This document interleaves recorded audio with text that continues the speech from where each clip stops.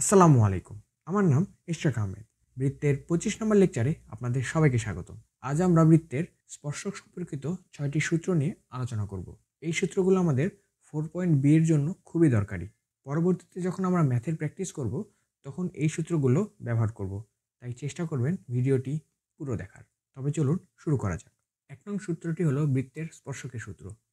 x² + y² + 2gx + 2fy plus C equals to 0 বৃত্তের x1, y1 বিন্দুতে স্পর্শকের সমীকরণটি হবে টি অর্থাৎ tangent equivalent to x into x1 plus y into y1 plus 2 into x plus x1 divide by 2 plus 2f into y plus y1 divide by 2 plus C equals to 0। এখানে x স্কোয়ারের বদলে এসেছে x into x1, Y স্কোয়ারের বদলে এসেছে Y into y1, এক্সের বদলে এসেছে x plus x1 divide by 2 এবং ওয়াইয়ের বদলে এসেছে Y plus y1 divide by 2। এই চারটি রিপ্লেসমেন্ট করলেই আমরা x1 প্লাস y1 আমরা x1 y1 বিন্দুতে স্পর্শকের সমীকরণটি পাবো এবং x1, y1 বিন্দুতে অবিলম্বের সমীকরণ হবে normal equivalent to y1 plus f into x minus x1 plus g into y equals two f into x1 minus g into y1। এই সূত্রটি আলাদাভাবে মনে রাখার কোনো প্রয়োজন নেই। শুধুমাত্র এই স্পর্শকের সমীকরণের সূত্রটি যদি মনে থাকে, তাহলে খুব সহজে এটি আলাদাভাবে নির্ণয় করা যায়। পরবর্তীতে যখন আমরা ম্যাথের প্র্যাকটিস করব, তখন আমরা এটি সম্পর্কে আরও বিস্তারিত জানব।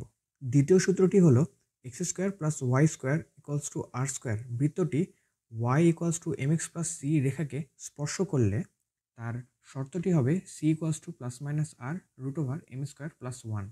এটি প্রুফ করা যায়, তবে লজিক্যালি যদি আমরা দেখার চেষ্টা করি, তাহলে একটি রেখা আরেকটি বৃত্তকে স্পর্শ করবে যদি বৃত্তের কেন্দ্র হতে ওই রেখাটির লম্ব দূরত্ব অর্থাৎ ডি বৃত্তটির ব্যাসার্ধের সমান হয়। আবার বলছি, কোনো একটি বৃত্ত আরেকটি রেখাকে স্পর্শ করার শর্তটি হবে কেন্দ্র হতে ওই রেখার লম্ব দূরত্ব অর্থাৎ ডি ওই বৃত্তের ব্যাসার্ধের সমান। যদি কম হয় তবে বৃত্তটি ছেদ করবে এবং যদি বেশি হয় তাহলে বৃত্তটি রেখাকে স্পর্শ করবে না। শুধুমাত্র লম্ব দূরত্ব এবং ব্যাসার্ধের মান সমান হলেই বৃত্তটি রেখাকে স্পর্শ করতে পারবে।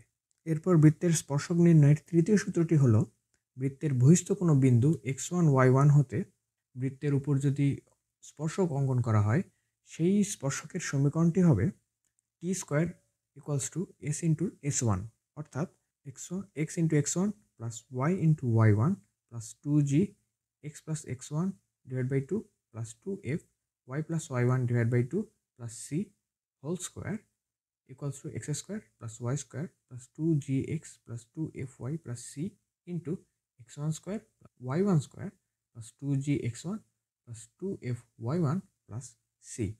এই সূত্রটি আমরা ইউজ করব না। এর বদলে আমরা প্রতিবারই যখন বৃত্তের বহিস্থ কোনো বিন্দুতে স্পর্শক নির্ণয় করতে হবে, প্রতিবার আমরা এই লজিকটি ইউজ করব। এতে অঙ্কটি সহজ হয় এবং এত বড় সূত্রটি মনে রাখতে হয় না। চতুর্থ সূত্রটি হলো x² plus y² plus 2gx plus 2fy plus c equals to 0 বৃত্তের কোনো জ্যা-এর মধ্যবিন্দু যদি x1, y1 হয়, সেক্ষেত্রে সেই জ্যা-এর সমীকরণটি হবে t equals to s1 অর্থাৎ x into x1 plus y into y1 plus 2g into x1 plus y1 divided by 2 plus 2f y plus y1 divided by 2 equals to plus c equals to x1 square plus y1 square plus 2gx1 plus 2f y1 plus c।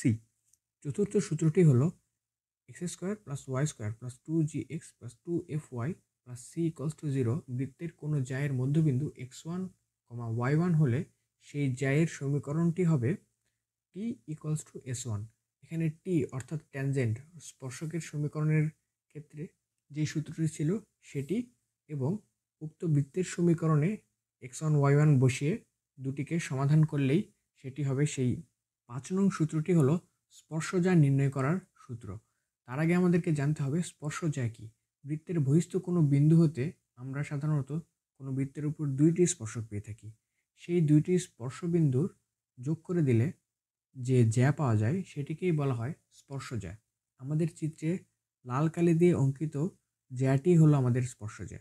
এই স্পর্শজ্যা নির্ণয় করার সূত্রটি হলো x into x one plus y into y one plus 2g x plus x one divide by 2 plus 2f y plus y one divide by 2 plus C. 6 নং সূত্রটি ব্যবহার করে আমরা স্পর্শজ্যায়ের দৈর্ঘ্য নির্ণয় করতে পারি। এর জন্য আমাদের বৃত্তের সমীকরণটিতে x1 এবং y1 এর জায়গায় ভুজ এবং কোটির মান বসিয়ে রুট করে দিতে হবে। সুতরাং x1 এবং y1 বিন্দু হতে অঙ্কিত স্পর্শকের দৈর্ঘ্য L ইকুয়ালস টু হবে root over x1 square plus y1 square plus 2g x1 plus 2f y1 plus C. এই 6টি সূত্রের মধ্যে 5টি সূত্র আমরা পরবর্তীতে যখন ম্যাথ প্র্যাকটিস করব তখন ব্যবহার করব। এই জন্য চেষ্টা করবেন সূত্রগুলো মনে রাখার। তাহলে আজ এ পর্যন্তই, দেখা হবে পরের কোনো ভিডিওতে। এতক্ষণ সাথে থাকার জন্য ধন্যবাদ।